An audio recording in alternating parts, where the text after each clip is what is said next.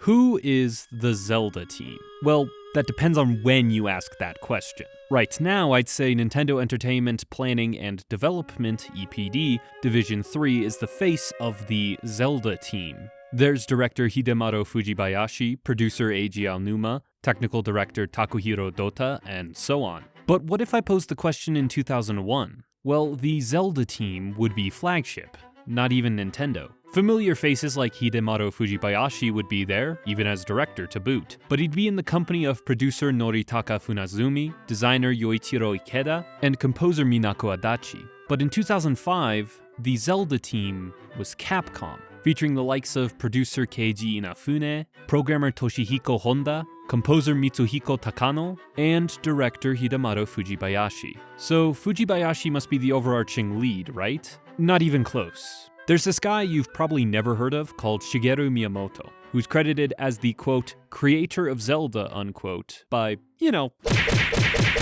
just a few people. He's actually the co-director for The Legend of Zelda on the NES, joined by Takashi Tezuka. That's not even the whole tale though, because Eiji Aonuma, the current series producer, directed the 3D entries from 2000 to 2006. Nintendo EPD 3 wasn't even created until 2015, so the Zelda team referred to a different group with familiar names before then. Likewise, what games count as works made by the quote-unquote Zelda team? It's tempting to say anything with the Zelda name, setting, or iconography attached to it. But what about Hyrule Warriors? It has Link, Zelda, Ganon, Hyrule, Great Fairies, the Master Sword, key items, and the traditional bosses. Being developed by another studio hasn't stopped the Zelda team label from appearing, especially when staff members from those other studios joined Nintendo EPD 3. So, is it a Zelda game or a spin-off? What about Link's crossbow training? Cadence of Hyrule, Tingle's Balloon Fight DS? If the Zelda team could be determined through iconography, then surely the ripened Tingle's Balloon Trip of Love is yet another work of those developers. Yet another work of this series. If you want the most extreme example, is the Wand of Gamelon a spin-off or not?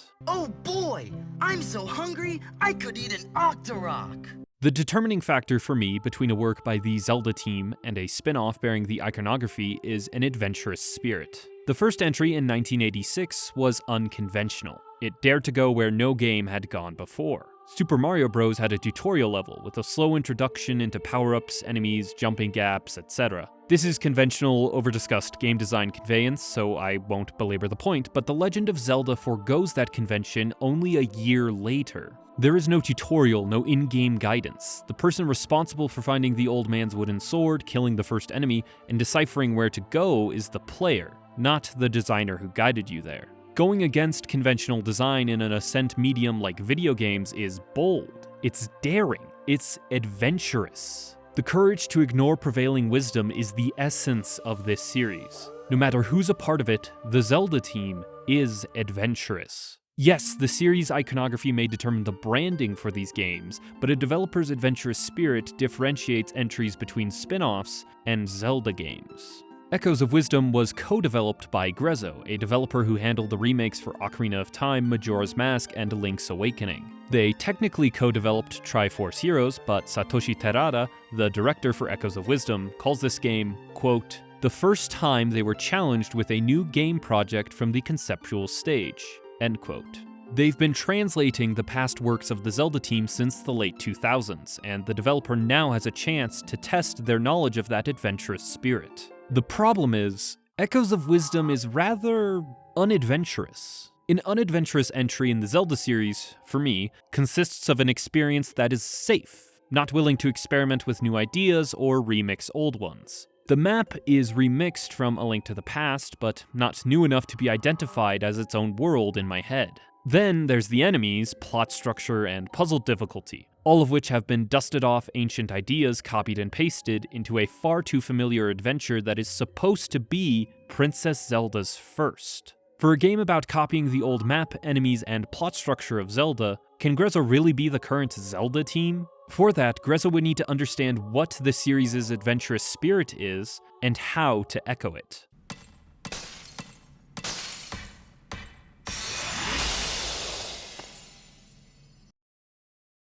My first impressions of Echoes of Wisdom, based on the first trailer, instilled a concerning feeling in my soul. This entry would be cautious, safe, and potentially unadventurous. The prime suspect was the map layout. It looked exactly like A Link Between Worlds, which already looked exactly like A Link to the Past. I cannot say this is a definitive convention yet, because I'm hopeful the next entry will prove me wrong, but the newest potential pattern I despise with a vitriol to summon me back from the dead as a wandering spirit is the return of the reused map. In 2011, Nintendo released Skyward Sword. I know, basic information here, but we should start basic to understand how significant maps are for the series' history. It was a Zelda game, no surprises there, and because it was a new Zelda game, players could explore a unique map. Yes, there were familiar names, narrative motifs, prophecies, and elemental theming, but the geography was unlike anything seen up to that point for The Legend of Zelda. From 2011 to 2024, 13 years mind you, there has been one original new map to explore. A Link Between Worlds, Triforce Heroes, Breath of the Wild, Tears of the Kingdom, and Echoes of Wisdom released during this time span, and Breath of the Wild remains the only game to have a new map, a feature that used to be guaranteed for older titles. I know Triforce Heroes has new, segmented, shorter levels, but they are more akin to individual stages and not a connected world, so let's exclude it to be nice. Even if it were included, I wouldn't consider it an original map anyway. Excluding the odd one out, only one of 4 Zelda games had a uniquely new world. Reusing successful maps is an unadventurous choice for a series that continued to redefine the scope, layout, and exploration approaches for its worlds. The lack of boldness is exacerbated by age and iconography. A Link to the Past is 33 years old as of 2024. Nintendo, and now Grezzo, have refused to abandon a layout old enough to be turned down by Leonardo DiCaprio. I briefly echoed this idea in my video on Tears of the Kingdom, so I'll copy my homework and repeat it here. Exploring a map I already know is inherently less exciting. The best experiences from Breath of the Wild came from my own geographical unfamiliarity. Riding my horse up a hill only to discover the Lost Woods and the one and only Master Sword would not be as immediately memorable if I knew what would be hiding behind the fog. Imagine a scenario where I rode up that hill, knowing I would find Korok Forest, knowing the Master Sword used to be there, and I found a single hole with a repeated boss fight as the only difference. After that, there would be the same 3 types of shrine quests, the same show me something quest from an eager Korok, and the same hunt for items quest at the top of the Deku Tree. Imagine how disappointing that would be, how hollow that would be. You also don't have to imagine because we have Tears of the Kingdom. 3 out of 4 Zelda games struggle to be adventurous because of an unoriginal map. This trend did not exist as recently as 2018. The only entries which reused maps were A Link Between Worlds and the Oracle games. The Zelda series wasn't always content reusing old worlds. In fact, the Zelda team continued to change the world geographically and visually, leading to starkly different art styles and tones. The Wind Waker's jovial whimsy was famously followed up a few years after by the grim darkness of Twilight Princess. Even technical techniques like cell shading have differing implementations based on the needs of each game. The cell shading of The Wind Waker, for example, is not the same as the cell shading in Breath of the Wild. What these examples demonstrate is that the team's adventurous attitude resulted in varied, unique worlds to explore, engendering surprise and awe at the new discoveries lying in wait. A recycled map may hide some secrets underground in small cave systems,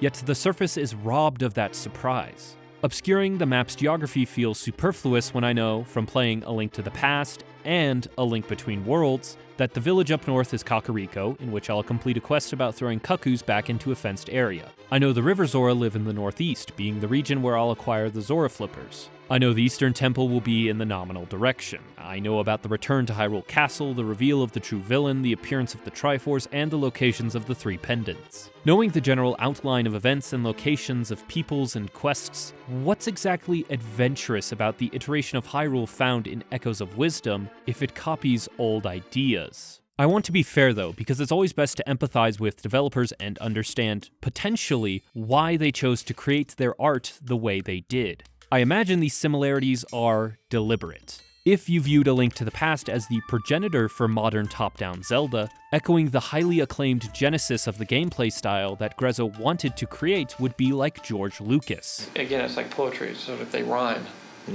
every stanza kind of rhymes with the last one. Hopefully it'll work. Let's do some induction. Taking the final product and rationalizing what general game design principles created Echoes of Wisdom. For starters, the story of A Link to the Past was most successful when enhancing the player's heroism. Marching against Hyrule Castle with the Master Sword, prophecies foretelling of the player's epic deeds, the reveal of a greater evil in Ganon, and the loss of the player's first real companion in Zelda. Echoes of Wisdom shares these events with the former, the marching of Hyrule Castle to find Zelda's father, the prophecies foretelling of the princess's independence, the reveal of a greater evil in Null, and the loss of the player's first bond in Link. These plot similarities indicate at least an attempt at mirroring the legend of A Link to the Past. In terms of focus, both teams chose a casual approach to character interactions. A Link to the Past is casual because of its breaks between character dialogue, whereas Echoes of Wisdom is casual because of its humor. The latter views character names as opportunities for puns, and the inhabitants of this Hyrule are, for the most part, jovial, agreeable people. Even when humans like the castle guards look for Zelda, they're reluctant to do so. This is a far cry from the eager assassins of the Yiga clan, or the openly hostile Zora, or the isolated Gerudo warriors. Plus, the only true villains are monsters or Null, who is, for all intents and purposes, representative of the Void. Since both stories are so casual, significant plot points are infrequent, signaling, again, that Grezzo wanted to echo A Link to the Past. Should reference be the guiding light in a series whose essence comes from bravery, from the courage to go against conventional design? With an adventurous approach, no. With a cautious one, potentially. If Echoes of Wisdom were someone's first Zelda game, surprise could still exist, but that's not the context for my playthrough. Try as I may, I cannot rend my history with A Link to the Past and the intricacies of its map from my associations when exploring Hyrule in Echoes of Wisdom. This inability to recognize Echoes of Wisdom's layout as its own means that, geographically and structurally, this entry is not adventurous. Echoes of Wisdom's puzzle design retains the ethos established in Breath of the Wild. Solve puzzles when and how you want. To that end, the most developed shrines would introduce a new concept, build on it for a few trials, then release you back into the world. A structure repeated 4 to 5 times for the divine beasts and temples in tiers of the kingdom. Paths never intersected or created shortcuts to previous areas, which is in contrast to the most memorable dungeons of older entries. The adventurous dungeons from the past presented navigation as its own kind of challenge. Knowledge of a dungeon's layout was a reward received from already exploring its interior, and the series staple of warp points within dungeons didn't exist until Link's Awakening. Since its inception, The Legend of Zelda has made navigation part of a dungeon's central pillars. That is, until A Link Between Worlds. Link's adventure in 2013 is beloved by many people, but as time marches onward, the passion I shared with many has dissipated. The main reason for that dwindling appreciation lies inside the dungeons, which veered away from conventional approaches by eliminating one of the central design pillars, navigation. The 3DS's bottom screen is a constant map display, including more information than ever. Upon entering, the player learns about map size, room layout, entrances and exits, stairs, where those stairs lead, how many floors there are, and Link's location at all times. The compass, which used to provide Link's location as well, now indicates locked doors and chests. With so much information readily available, so available that it consumes a second screen, navigation is no longer a challenge. When eliminating navigation as a source of conflict and puzzle solving in dungeons, there needs to be a new pillar to support the structure. Otherwise, the building falls apart. Exploring dungeons without challenging navigation results in linear experiences with slight branches off for an occasional rupee or monster part, or, once in a while, an upgrade material. So what are the other pillars of dungeon design, oh so venerable internet stranger? You won't be asking. Well, I'm glad you didn't ask. We already talked about navigation, but another pillar, one so central to dungeons that it was also a pillar of divine beasts, is spectacle. Yes, visual and audio aesthetics do constitute spectacle, but so does scale. Compared to Link, dungeons are massive, and that fact remains true for places like the Fire Temple in Tears of the Kingdom, as ill-fitting as I think the dungeon's progression is. Without an arduous ascent to its zenith, flipping Stone Tower Temple upside down would not be as shocking. If the Zelda team removed the off-putting exhibits of the Shadow Temple, the dungeon would be a simple, one-way formality. Take away the juxtaposed imagery from the ancient cistern, and escaping the horde of cursed bokoblins would be underwhelming instead of tense. The next enduring pillar is confrontation. Older entries chose to expand on that pillar with mini-bosses and difficult combat encounters, required experiences that would lead to excitement and newfound realization when receiving a key item. Today, even a series entry like Breath of the Wild that has the most repeated enemy types understands that a unique enemy encounter is a necessary part of dungeons. The final but probably obvious pillar for Zelda dungeons is the puzzling. Puzzling elements stem from noise, that being anything that obscures a puzzle's signal. Examples can include visual noise, mechanical noise, etc. I won't extensively explain signal and noise, since I've already discussed what puzzling means in a different video. With the 4 pillars in mind, navigation, spectacle, confrontation, and puzzling puzzles, how does Echoes of Wisdom satisfy the needs of each pillar? Generally about as well as A Link Between Worlds. Grezzo understands how to have adventurous spectacle and confrontation. There are now dungeons like the Pharaon Temple with up to 5 entrances, allowing for multiple different paths of completion, and the developers introduce new boss creatures like the Maugriff and Scorchill, while remixing old favorites Volvagia and Goma. I never discussed them in my last video because it felt irrelevant to my thesis, but the bosses of Tears of the Kingdom are spectacular. Players can utilize the Sage powers to defeat them like the traditional structured bosses of the older 3D entries, but the challenge-seeking players can ignore the Sages by finding alternative, more ingenious ways to weaken the monsters. Their scale, unique music, and degrees of challenge make this boss set the Zelda series exemplar. Spectacular bosses, for the same reasons as those from Tears of the Kingdom, continue with Echoes of Wisdom, except the Sages are absent. Now, all players must devise an ingenious solution. In terms of trusting players' ingenuity, Grezzo dared to go where not even Nintendo EPD did. Where the team is less adventurous is in the department of puzzling puzzles and navigation. Spatial awareness, i.e. reading the map to determine the player's location in a 3D space, is not as difficult with a top-down perspective. Ergo, A Link to the Past played with layers, like in the Ice Palace and Tower of Hera. For players to progress, they need to recognize that floors are not isolated. Combining that knowledge with the limited geographical information obtained on a room-by-room basis, dungeon navigation becomes a challenge of remembering previous room layouts and intuiting the connections between floors. Echoes of Wisdom, in its attempt to echo A Link to the Past, followed this setup twice. There were exactly 2 times I had to remember room layouts and intuit how floors could be connected, both of which happened in the Gerudo Sanctum.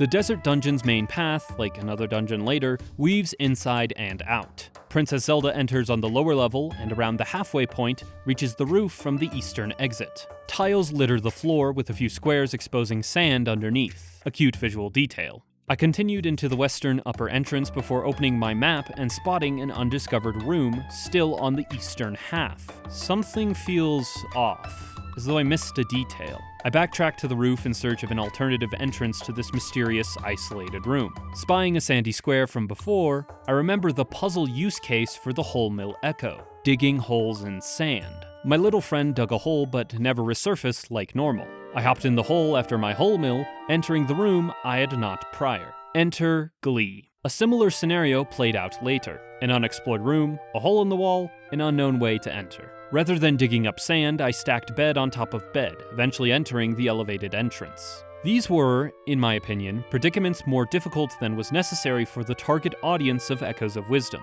It's imperative to remember that Zelda games want to include younger players in their audience who are not yet familiar with puzzle conveyance. The reward for entering the rooms was naturally optional, but only 50 rupees. 50 pitiful rupees for the most complex navigational puzzle in this adventure? 50 rupees can grant me a few smoothies at best. Exit Glee, enter frustration. The aforementioned rewards for optional challenges are disincentives, counter to their purpose as an extrinsic incentive. Why should I bother with potential future challenges when I can expect 50 measly rupees as my reward? Providing minimal extrinsic rewards for experienced puzzle solvers is a viable, albeit safe, doling out of rewards. But for a series that is historically adventurous, for a team that's historically adventurous, that approach starts to seem less appropriate. What about the traditional puzzles? How do they fare? A fairly similar fate, I'd say. The puzzles are safe, sometimes taking risks with puzzle complexity, but ultimately, Grezzo is not altogether adventurous in regard to their puzzle design. The most adventurous part is what types of puzzles Grezzo created. They're not about mechanics, gimmicks, or otherwise. They're about intra-room navigation. If dungeons of old had navigation as wholly separate from the puzzle pillar, Grezzo's dungeons intertwine the two pillars.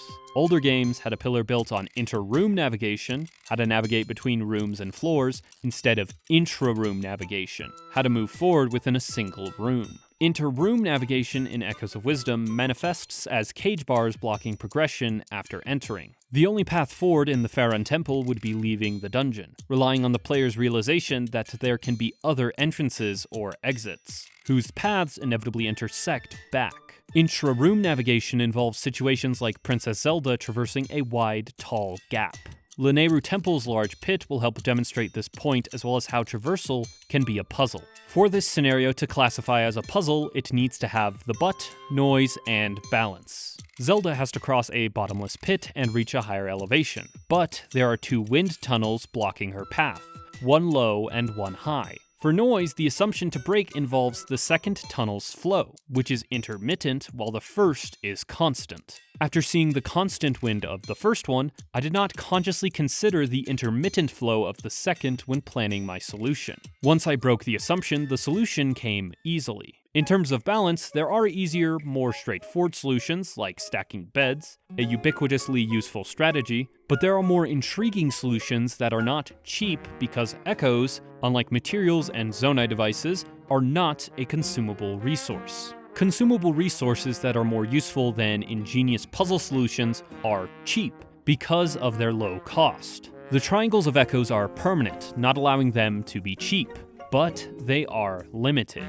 Without the limitations on spawning creatures or objects, solutions become cheap due to infinitely available resources. So, we got the butt, the noise, and the balance, making this situation a certifiable puzzle. What defines this puzzle as intra-room is that the conflict of navigation stems from the traversal inside a single room as opposed to traversal through several rooms or floors, a design philosophy wholly unique to top-down Zelda. While Grezzo's navigation and types of puzzles are adventurous, the development of the few gimmicks they implement are unfulfilling.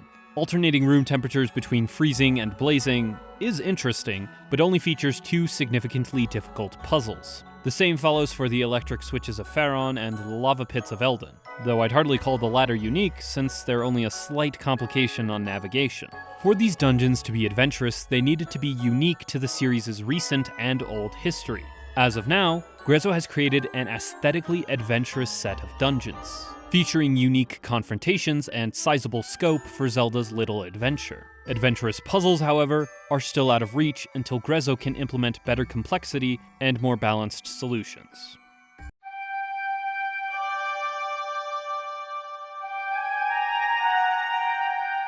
Echoes of Wisdom does what Tears of the Kingdom couldn't, due to both circumstance and choice. Be original. Ironically, the central conceit and history for this game's development are anything but original. In the same interview series I mentioned for Tears of the Kingdom, Nintendo interviewed a few of the developers for Echoes of Wisdom. In regards to the foundational gameplay elements that the development team pursued, Satoshi Terada, a director at Grezzo, said, quote, "We were exploring a few different ways to play the game in parallel. In one approach, Link could copy and paste various objects, such as doors and candlesticks, to create original dungeons. During this exploration phase, this idea was called an edit dungeon, because players could create their own Legend of Zelda gameplay." End quote. Later on, Aonuma confirms that he was the person who ultimately encouraged the team to focus on expanding the idea of copying and pasting in-game objects, abandoning the edit dungeon gameplay in the process. The foundation for Echoes of Wisdom is built upon the unoriginal. Enemies, people, places, and maps are copies from the series' history. This game should be inherently unoriginal. What makes these recreations refreshing, however, is what Grezzo chose to copy and how. Deku Scrubs have not been a character that players could converse with since the Minish Cap in the early 2000s. Their reappearance in Echoes of Wisdom is unexpected, featuring entirely unique designs and variances. And the same goes for the River Zora. Yes, the River Zora appeared in A Link Between Worlds, but they haven't interacted with the Sea Zora before. Yes, we've had snow yetis, but not ones like Conde that live in igloos instead of mansions. Yes, Lizalfos, Octoroks, and Moblins have been featured heavily in the Zelda series, especially since 2017, but that's not the case for the Wolfos, who have been missing since Majora's Mask, or Mothula, whose last appearance was in 2009's Spirit Tracks, or the Biri from A Link Between Worlds, or the Gapunga Flower, or especially the Araroda, who haven't had a new appearance since 1988. This repurposing of the old in a new context is a part of the game's core gameplay because, as complex as the Echoes system appears, it is, in function, the key item system from the older Zelda games, represented through a different context. Key items for the purposes of this video refer to items that would unlock new paths throughout a dungeon or secret areas to hidden rewards. In A Link to the Past, key items would constitute gadgets like the bow and arrow, a tool for shooting enemies and switches at a distance, the Book of Medora being a dungeon key with a fancy praying animation, or the Power Glove, which granted additional interactions for something Link could already do, lifting up objects. There are 3 types of key items in A Link to the Past. The first is a tool for both combat and puzzles, the second is a glorified key, underwhelming, but an item with a designated inventory slot nonetheless. And the third is a moveset expansion. Echoes are key items from the first and third categories, dressed up differently. Instead of using a shovel to dig up treasure, Zelda uses hole mills. Instead of lighting torches with the lamp, Zelda spawns Ignizols, braziers, fire whiz robes, or fire keys. Instead of pulling a bomb out of a bag, Zelda pulls a bomb fish out of hers. The aforementioned Echoes fall into that last key item category because they, quite explicitly, are also useful in combat. The main expressions of combat in A Link to the Past are positioning and slash timings, and the key items add small, single-use flavoring to intersperse between the previous 2 actions. The bow and arrow are useful for hitting targets at a distance, but a thrown bomb is better at killing an enemy on a lower plane, and good luck defeating a fast enemy without the boomerang to stun it. Each of these functions are additive depth on top of their primary use of solving puzzles. Zelda's approach to combat limits her time using a sword, requiring her to use key items instead. In turn, tools like the shovel are now sentient attacking animals. Zelda's lamp can become a gelatinous killer when an enemy is in sight. The princess's paraglider doubles as a skydiving menace. Her bombs now have a mind of their own. The cane of Samaria used to summon pitiful, peaceful blocks, whereas the princess's cane summons magnificent, murderous blocks. The dual functionality of key items creates a top-down Zelda game with the twist being that you have to use your underutilized items instead of a sword whose swings span more than 180 degrees, which is overkill, to put it mildly. However, the veneer of copying enemies as opposed to gathering key items means that Zelda has 2 bomb bags, 6 lamps, 5 ice rods, 3 2-block long canes of Samaria, 3 2-block high canes of Samaria, 4 1-block long and 1-block high canes of Samaria, 3 gust bellows, and 13 paragliders. As opposed to the upgraded items which would replace the older versions, such as the magic boomerang for the boomerang and the Titan's mitt for the power glove, weaker versions of Echoes remain selectable. The differences between Zelda's Echoes that serve similar functions are minute. Her bomb bags, for example, spawn differently. One option is the bomb itself, and the other creates a bomb-spawning enemy. Though she has 13 of them, each paraglider has different utility. Beacons can draw attention, Albatroll dive in water without fear of drowning, Gways can be directed around for the right price, Gyros are Zelda's personal jetpack, and Goldfinch fall with style the longest. Even acknowledging the minutiae of Echoes, their repeated utility is cumbersome, causing menu fatigue and avoidance. Why use a different Echo when the ones you already use are so effective? So what, if Echoes really are functionally similar to key items with a remixed veneer, what does that say about Grezzo as a developer? It means that, in spite of their cautious choices in regards to the dungeons and map design, the team is adventurous. One aspect which made the Zelda team adventurous in the past was their willingness to change and remix old ideas into something aesthetically or functionally different, sometimes solving old problems. For longer than I would like to acknowledge, Link's key items felt ineffective, outperformed by the Master Sword or similar sword upgrade. There were use cases for key items, almost all of which involved dealing with flying or ranged enemies, but their use was limited due to stamina or item count. Echoes of Wisdom dares to remix this sacrosanct dynamic. Instead of upgrading your quiver and bomb bag sizes, you upgrade your sword pouch, that being the meter for sword fighter form. The key items, which were better conserved for puzzles, have become the primary arsenal. The complete inversion of the combat dynamic that dominated 3D and top-down entries is bold for its unfamiliar take on combat, exactly what I would expect from people like the Zelda team. Grezzo needed to be brave enough to take risks and experiment with new ideas. The first entry in 1986, or 7, was adventurous. Its conveyance was unconventional, allowing players to miss basic tools like a sword and shield in an era of the meticulously designed, escalating difficulty of level 1-1 in Super Mario Bros. Yet only one game afterward, and the series focused on a two-dimensional perspective, as opposed to the top-down view of the former. For the third entry, Nintendo took more risks, providing basic tools and introducing a guided order of events, a script which future Zelda games would follow and try to change. When The Legend of Zelda is conventional, it ceases to be adventurous, ceases to be The Legend of Zelda. That adventurous spirit is not exclusive to Nintendo though. Capcom was able to capture it with the Oracle duology, and now Grezzo is among that company. That company of developers who have the adventurous spirit to take risks and introduce new ideas. Obviously, there's room for improvement in regard to their safer decisions. Unique maps are currently in low supply for this series, and more complex, rewarding optional puzzles wouldn't hurt. On the other hand, safe decisions have not stopped developers from being a part of the Zelda team. Twilight Princess, tonally, was well received upon release, being a response to the Wind Waker's, at the time, contentious art style. Appeasing the responses of fans is a surefire way to lose that adventurous spirit. But the narrative of fan appetite is never the whole story. Grezzo has their safe decisions, but they're courageous enough to remix old ideas and reimagine old design pillars in ways not even Nintendo EPD could. Grezzo, welcome to the Zelda team. You've earned it.